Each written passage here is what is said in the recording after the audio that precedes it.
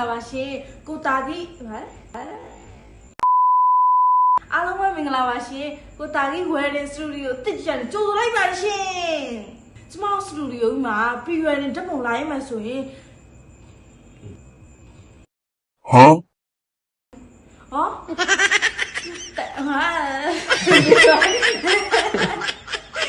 ာလေအော်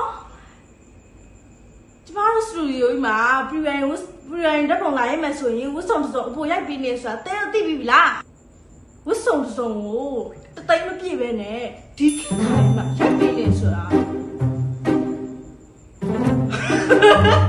ဘာလို့ပါရဲ့ဒီလိုတော့ပါလေတော့ဖဲလိုက်တော့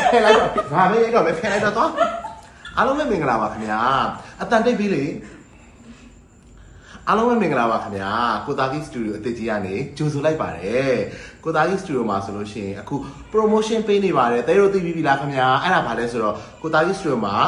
pre-wedding ဝတ်စုံလာရမယ်ဆိုလို့ရှိရင်ဝတ်စုံတစ်စုံအပေါ်ရိုက်ပေးနေပါတယ်ခင်ဗျာအခုလိုခမ်းနားတဲ့စတူဒီယိုကြီးမှာအခုလိုခစ်ကြီးထဲမှာဝတ်စုံတစ်စုံကိုတသိန်းမပြည့်ပဲရိုက်ပေးနေတယ်ဆိုရင်အရန်မတန်ဘူးလားခင်ဗျာ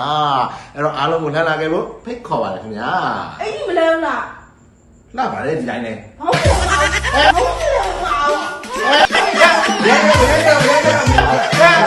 ရဲ